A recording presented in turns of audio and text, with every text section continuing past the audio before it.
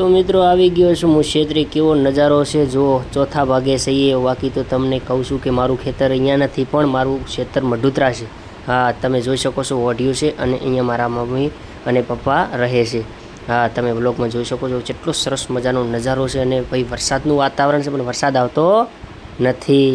તો આ છે કંઈક અદ્ભુત ઘટના અને મારો છોકરો કહે છે કે બાપા મારે સાયકલ શીખવી છે તો એને પણ સાયકલ શીખવાડી છે। હા તો કેમ છો મારી યુટ્યુબ ફેમિલી બધી મજામાં? તો તમે મજામાં જશો તો આજે બહાદુર ઠાકોર ઓફિશિયલમાં તમારા બધાનું સ્વાગત છે। તો અમે કંઈ તાજમહેલ કે આવું બધું નજારો બતાવવાના નથી પણ અમે અમારા ખેતરના જે ખેતરનું કામકાજ કરતા હોઈએ વરસાદ આવે છે કે નથી આવતો એ પણ તમને બતાવવાના છીએ ને અમે જે ખેતરનું કામકાજ કરીએ છીએ એ તમને બતાવવાના છીએ। તો બન્યા રહેજો વિડીયોની અંદર મજા આવશે, આનંદ થશે, તમને જોવા મળશે, તમારી પર પરિસ્થિતિ તમને યાદ આવશે કે હા પહેલાં અમે લોકો આવી રીતે કામ ધંધો કરતા હતા, અત્યારે પણ કામ કરતા હોય તો એ કમેન્ટ કરી દેજો ભાઈ। હા તો મિત્રો તમને આ દેખાતું હશે કે ભાઈ આ 4 દંડી ચો રાખી છે યાર, પણ આ 4 દંડી તો તમને બધાને ખબર પડી ગઈ હોય કે ખાટલાના વચ્ચે 4 દંડી હોવી જોઈએ। એનું કારણ કે મચ્છર કેળતા હોય કે કોઈ બી તો એના લીધે આપણે મચ્છરદાણી રાખવી પડતી હોય છે। હા તો એક આ ગામડાનું જીવન છે, તમે જોઈ શકો છો આ ઓઢિયું છે ભાઈ જોરદાર અને ખેતરમાં રહેવાની કંઈક મજા જ અલગ છે ભાઈ। જો હિંચકા છે, મારા નાના છોકરાઓ પણ હિંચતા હોય છે મારા, હા બૂમ પડાવે યાર ને જોરદાર બધો માહોલ છે અને વરસાદનું પણ વાતાવરણ બહુ સારું છે અને જો મારો દીકરો પણ આવી રહ્યો છે જો હિંચે છે તો એ પણ તમે જોઈ શકો છો સરસ મજાનો નજારો।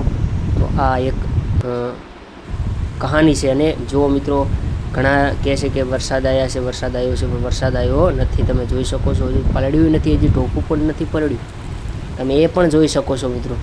તો ચો વરસાદ આવ્યો છે નક્કી નથી અને ફોજ જેને ખાધી છે એ પણ કમેન્ટ કરો ભાઈ। તો ફોજનો વેલો છે જુઓ આ ફોજ અને ફોજીએ ખવાય પછી આનો ફોજના ગોટા થાય।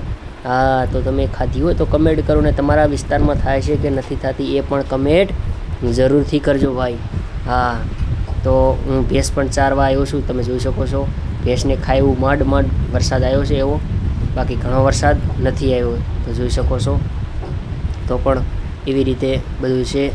હા તો આમ પણ તમે જોઈ શકો છો બધું લોકેશન, હા જોરદાર જેટલો માહોલ છે, જોરદાર બૂમ પડાવે એવો બધો માહોલ છે। હું તો મિત્રો આટલામાં ચોક તમને દેખાતું તો હશે હાઈ શું છે શું છે મિત્રો જોઈ શકો છો ભૂંડ હા એનું કારણ શું છે ખબર છે તમને? ભૂંડ છે જોઈ શકો છો તમે। કારણ એ છે કે મિત્રો આ જંગલ છે, આ બધું જંગલ છે, રોજડા રહે બધું એ કારણ કે જંગલ કમેન્ટ કરજો। તો જંગલમાં તો જોવા મળે કે ના મળે?